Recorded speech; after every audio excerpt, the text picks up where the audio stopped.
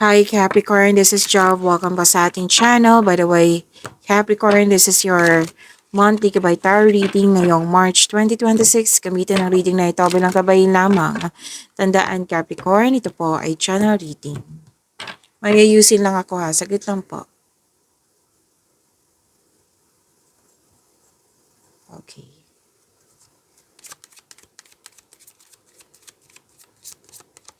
Angel number 1. You are a self-starter with very innovative ways of creating opportunity. Your determination and endurance are powerful and will help you get through rough times and reach success. To attract more blessings, let us say the power affirmation. Let us say, I am innovative. Okay, so nag-initiate ka dito. Nagbigay ka ng aksyon. Magiging creative ka kasi may dumating na opportunity sa iyo na binigyan mo siya ng agarang aksyon para, okay, yan, full determination. So, gumawa ng aksyon na may determinasyon, nakafocus ka with clear intention. Okay? So, yan po, angel number 1.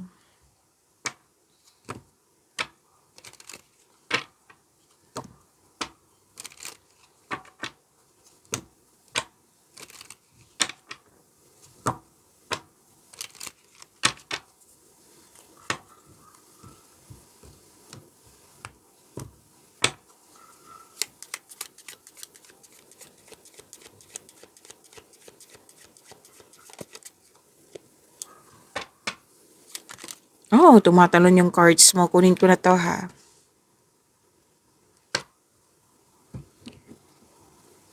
Capricorn, sabi ng yung card dito maging matatag kasi kung ano man yung mga conflict na yan, challenges na yan, magiging maayos po ito.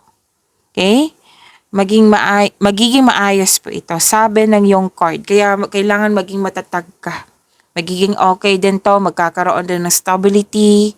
Yan, may usapin dito tungkol sa hometown.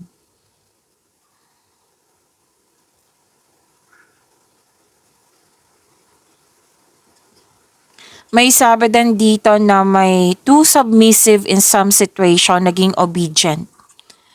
Okay, so may usapin din tungkol sa domestic matters.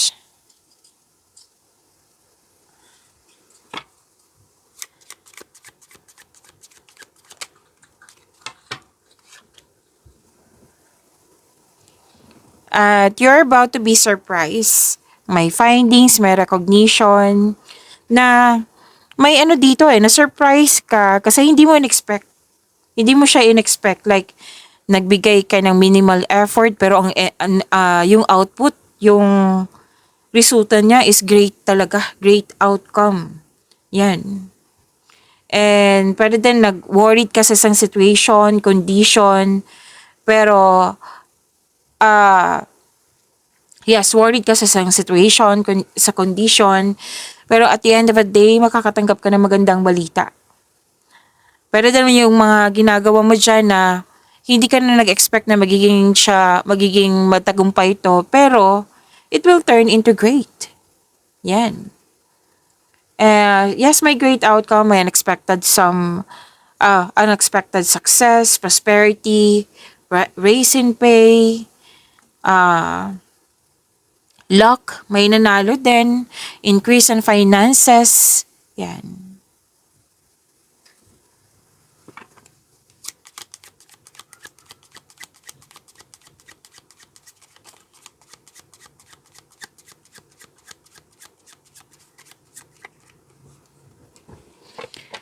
At sabi din dito, may gain, may advantage, may increase. Oh, dalawang card na mismo nagsabi dito na may increase. Sa sales ba to? Sweldo ba to? Sa kita? Freebie, nakatanggap kayo na freebie. And this is about work, job, career, finances. So, talagang busy kayo. Okay? Busy kayo. And may support akong nakikita dito. Oo, pwedeng sa boss. May nakita kasi ako ditong energy na boss, amo, teacher, basta nagtuturo. Like, oh, ito Capricorn, ito yung gagawin mo, wag mo tong gawin. Dictator. Pero hindi naman siya negativity eh. Wala naman ako nakitang negativity dito. Kasi most likely to, sa ano to, sa mga dapat mong gawin sa trabaho mo, sa career mo. Yan. So, tinutulungan ka ng mga tao. Okay, so may ganap din na naging generous ka. Yan.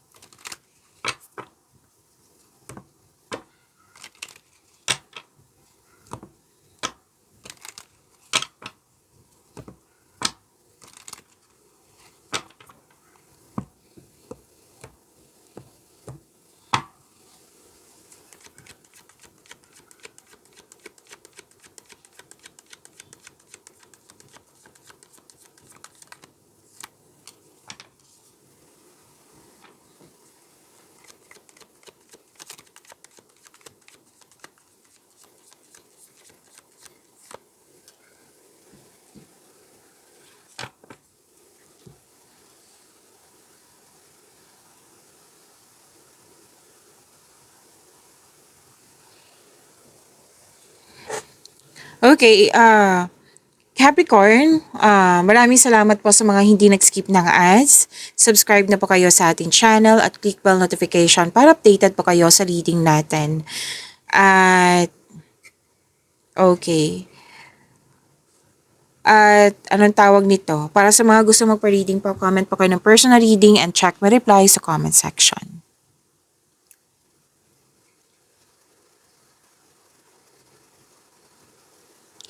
Okay, sa energy mo, Capricorn, marami pa rin ginagawa si Capricorn dito. So, prepare yourself ngayong Marso.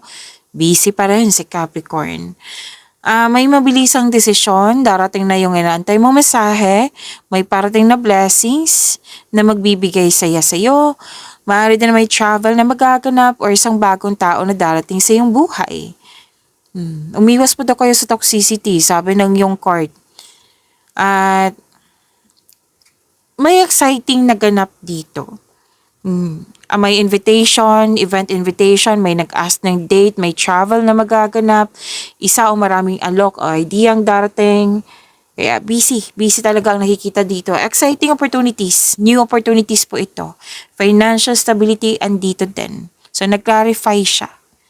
Okay, so claim nyo po Capricorn.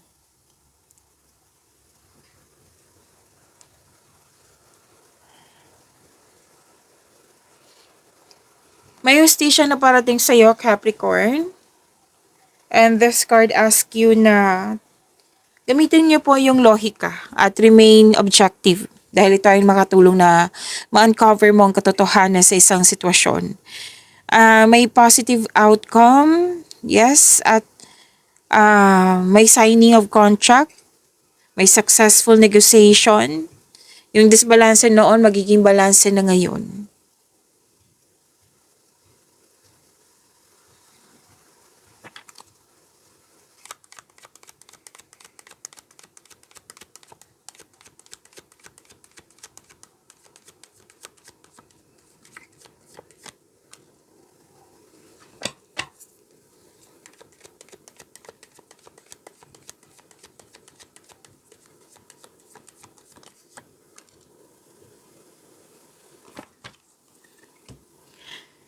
Career and money, Capricorn. Sabi po dito, naghihintay ka ng feedback from your client, boss, or new employer. At itong balita na ito, so dalawang card na po mismo nagsabi na excited ka. Kasi may offer na makatulong sa iyong career and money. So very excited ka. Parating na po ito ngayong Marso. Kasi may sinabi dito, may mensahe na parating. Basta po, di ba, excited kayo. Huwag kayong magpadalos-dalos. Alamin nyo muna yung at isipin ang susunod na hakbang na pagkilos. Kailangan ko lang mag-burp. Pasensya na po. Okay. Dalawang card po mismo nagsabi dito na maggumawa ng konkretong plano. Kasi ito din yung makakatulong sa iyo para mapalakas ang iyong confidence.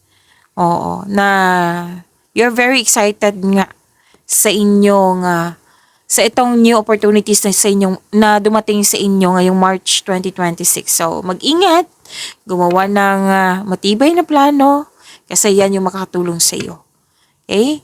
And may sabi din dito na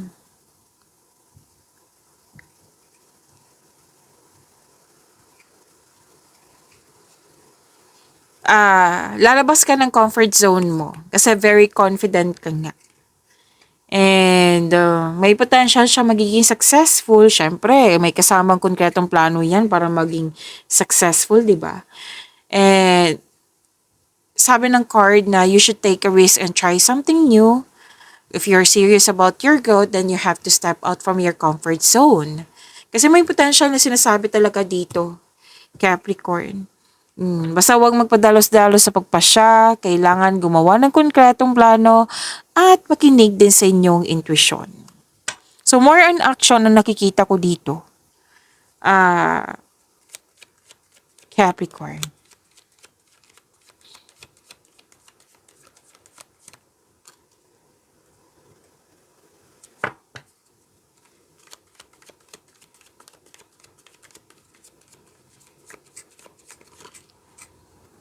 I don't read reverse card. Tandaan nyo yan sa mga bago dito.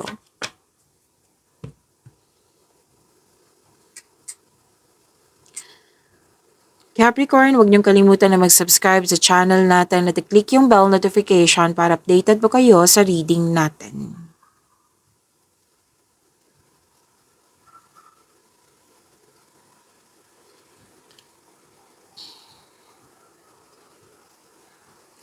Okay, Capricorn. By the way, Capricorn, marami pa kayong March 2026. Abangan niyo po sa ang susunod na reading natin. Okay? Love life, self-love, partnership, and romance. Sa mga single dito, buhos ang oras nyo sa pag-aaral or sa trabaho. Kumbaga, lack of time. Like sa sarili, sa pamilya. So, sinabi ng card dito, pagbabalanse ay kailangan. Ganun din sa mga marelasyon sa buhay mag-asawa na nagkaroon ng lack of time. Panahon sa sarili, panahon sa pamilya, panahon sa partner. Pero din, ito yung concern mo sa kapwa mo, Capricorn. So, kailangan po nagbabalanse. Kung hindi man ito tungkol sa iyo, tungkol to sa partner mo, kung sino man yan, communication is the key. Kausapin mo na you are asking for a time kasi hindi naman pwede yung, 'di ba, nawala ng panahon sa iyo. Okay, so some of you nagdadalawang isip na magkaroon ng desisyon if you're going to travel, like nagbabudget ka sa money mo. So kailangan ng balance. Pero huwag kayong mag-alala kasi nakita ko naman dito magkakaroon ng magkakaroon ng anong tawag nito?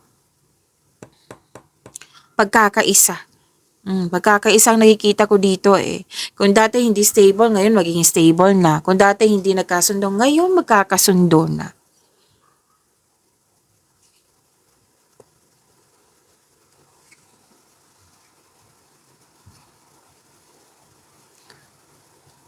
At sabi din dito na okay, may conflict kasi ako nakikita dito. Aside sa it might be, same pa rin yung concern, yung sa lack of time. So, sabi ng card dito, conflict. Kailangan, communication is the key. Kailangan na, kasi nakita ko dito habang nagsasalita ka, nagsasalita din siya. Paano kayo magkakaintindihan yan? So, magsasalita ka, makinig siya. Magsasalita siya, makinig ka din. Sabihan mo, bago kayo mag-usap, makipag-usap ko sa'yo, makinig ka kung magsasalita ako, makinig ako kung magsasalita ka. So, give and take. No. Kailangan kasi willingness, like give and take talaga para magkakaintindihan kayo. Kung ano man tong conflict na ito, challenges na ito, ma-overcome niyo po ito. And sa mga single, huwag kang matakot sa difficulties in love. Put a clear intention also. Ganun din marami kayong ginagawa. So, busy dito, here and here, na marami kayong ginagawa na ito talaga yung concern, yung lack of time. Yan yung dapat i-balance nyo. Kasi hindi naman pwedeng mag-overspend ka sa trabaho, wala ka ng time for yourself, to your family. So, spend time sa mga taong nagbibigay ng inspiration sa iyo and motivation. And sa mga single, may sinasabi dito na makakatagpo ka ng partner through friends connection.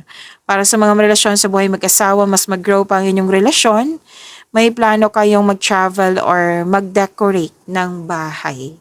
Pagyamanin niyo po yung blessings na binigay sa inyo. Capricorn, see you tomorrow. Maraming salamat po.